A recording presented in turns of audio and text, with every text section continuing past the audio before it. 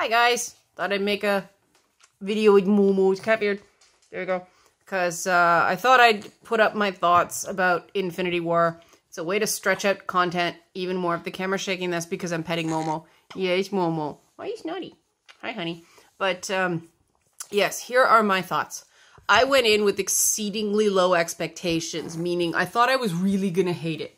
I don't tend to like these team-up movies. I find them tiring. Like, halfway through, I get bored of all the fighting, and I don't care about the plot, and it's like, what happened? I just forgot what happened 5 scenes ago, because so much has happened, right, Momo? Yeah. And this was no exception.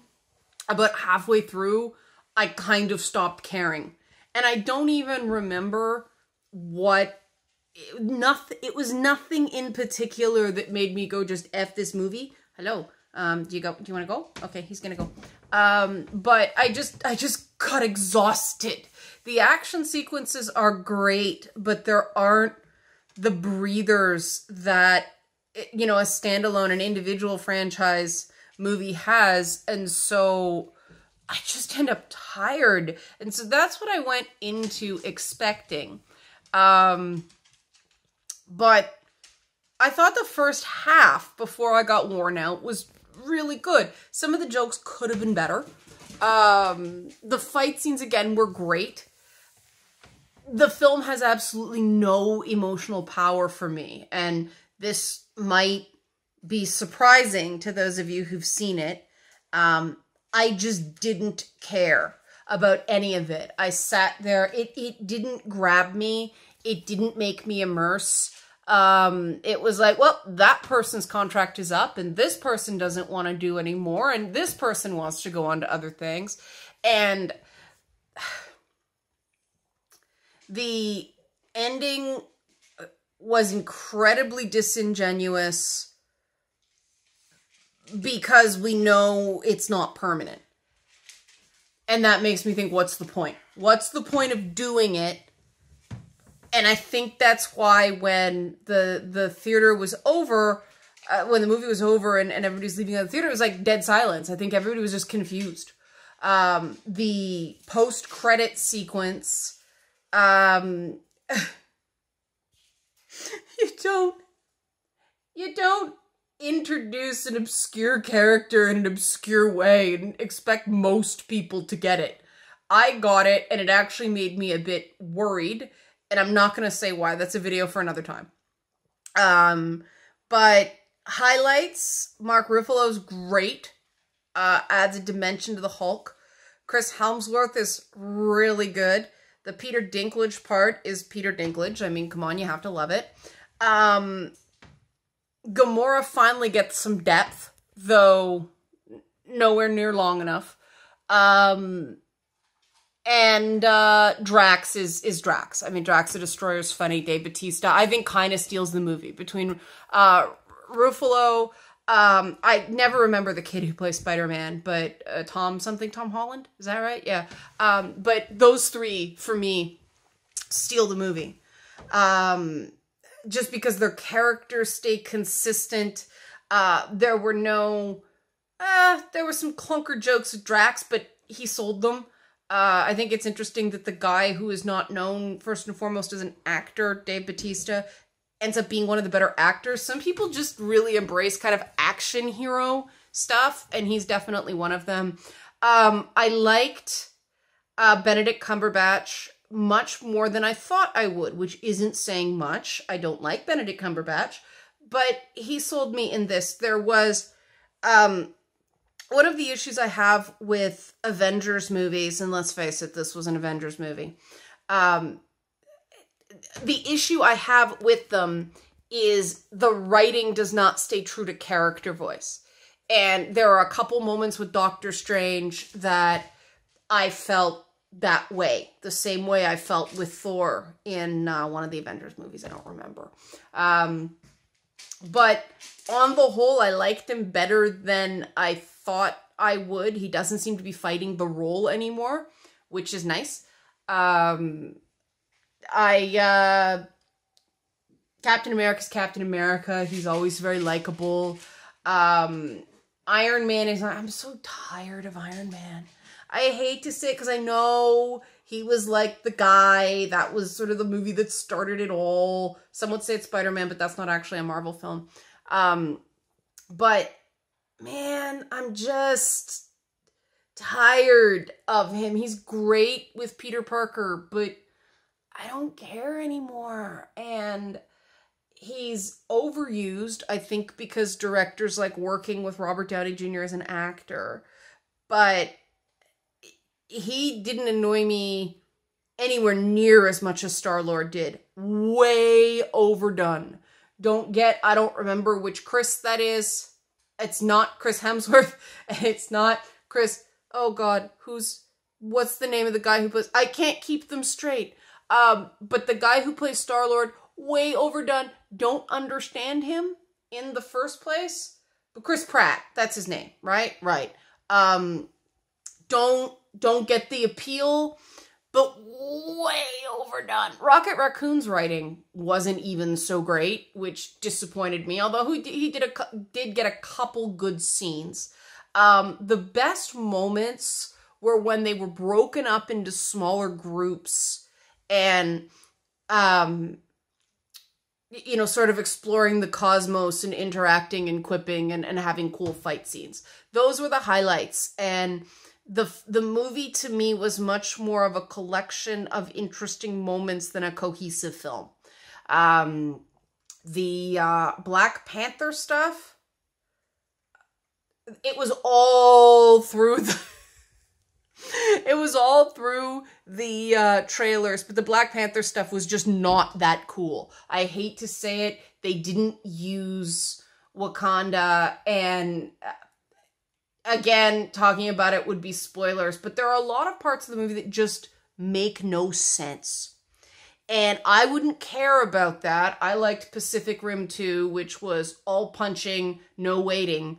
But I just found the ending made no sense to Avengers. None. Nobody buys that this status quo will remain. And I think there would have been a better way to do exactly the same thing that they did and make it more poignant and actually make it seem like it's going to stick. But they didn't do that. They made it was almost a psych. Now you have to pay for a second movie to get a complete experience. And I don't know if I'm going to be able to do that because my husband's so mad about this movie that he doesn't want to see the second one. He'll probably calm down and pay the nerd tax in time. That's how these work. And that's my big issue with it, is that instead of offering us a movie with a beginning, middle, and end with an appropriate number of characters that just gives us, it was long too, but gives us 3 or so hours of spectacle.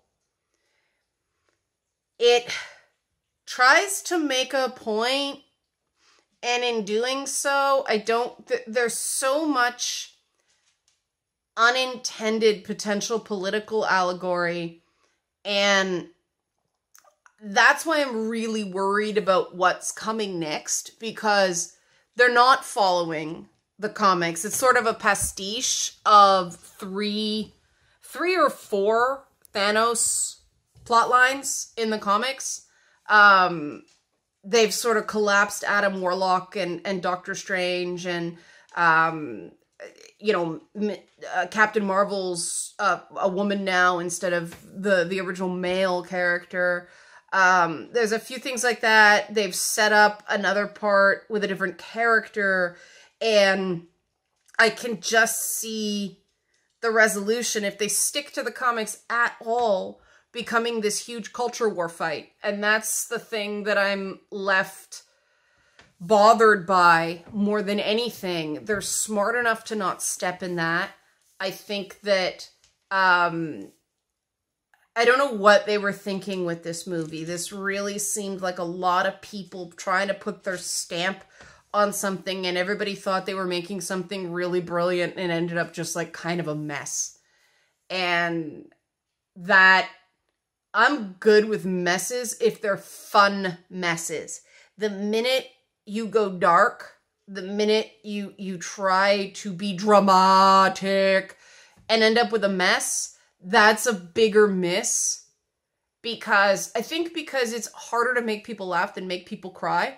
When you fail to make someone cry, it feels like a bigger disaster than if you fail to make them laugh. You know what I mean?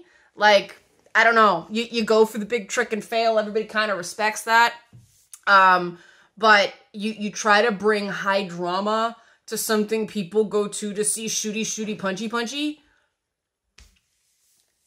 I had really no expectations other than I was going to want to hit Benedict Cumberbatch in the face at least once.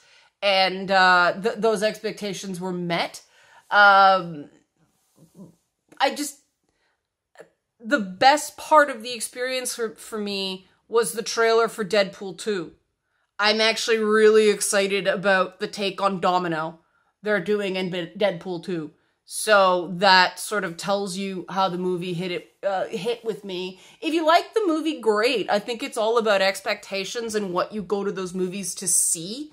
I went in there wanting just entertainment, and I didn't really feel like I got that. There was too much adulting, and I want kind of those movies to sort of hit me like my inner 8 to 10-year-old, if that makes any sense. And I didn't get that. So that's my take on it. Let me know what you think without being rude, okay? Okay, I'm curious. And what was the reaction in the theater at the end at your theater? Because it was so quiet to me. I thought I was the only one who was sort of like, well, that was kind of stupid. And then I realized there was no noise. And I'm like, oh, I'm not the asshole in the movie again, because I'm always the asshole in the movie. I don't tend to like these movies. I know I'm going to have to see them, and I prepare myself, and I'm like, just don't be an asshole, because I was an asshole too many times, and everybody like didn't want to go to movies with me anymore. So I don't asshole. And then I heard the silence. And there was actually, we walked out, and the manager, the theater manager, who was sort of sweating a bit, was like, everybody have a good night. And I couldn't hold myself back. I said, after that, we're all depressed. And you heard this kind of smattering of laughter and nodding. So that was sort of the general consensus. And on Facebook, a few people I know who saw it said it was similar responses in their theaters. I actually put a warning up on Facebook. Didn't bother on Twitter because nobody with kids and no kids follow me on Twitter. Facebook's more of a family-friendly place. But I put up, because actual people I know on my personal Facebook page, I said, you know, people with kids, extreme caution taking your kids to see this movie. And a couple people said that they warned people with kids who then warned the kids. But the problem is, if you have to warn kids, then you spoil the movie. So I have no idea why Disney/Marvel did this, you know? But that's why I don't make these sorts of movies, okay? Okay, I just cosplay. But yeah, let me know what the experience was in your theaters, because that was the most striking thing for me. The reaction in the theater. Because what do I know? I'm so burned out. And it's funny because I'm not burned out. I really liked Black Panther. I didn't post a review on that because I was afraid people would get mad at me and find some way to call me racist. But I really liked Black Panther. So I'm not burned out on superhero movies. I actually still enjoy them. I just don't need the epic, if that makes any sense. Anyway, let me know what the reaction was in your theater. I'm very, very curious about this. Okay? Okay. Thanks.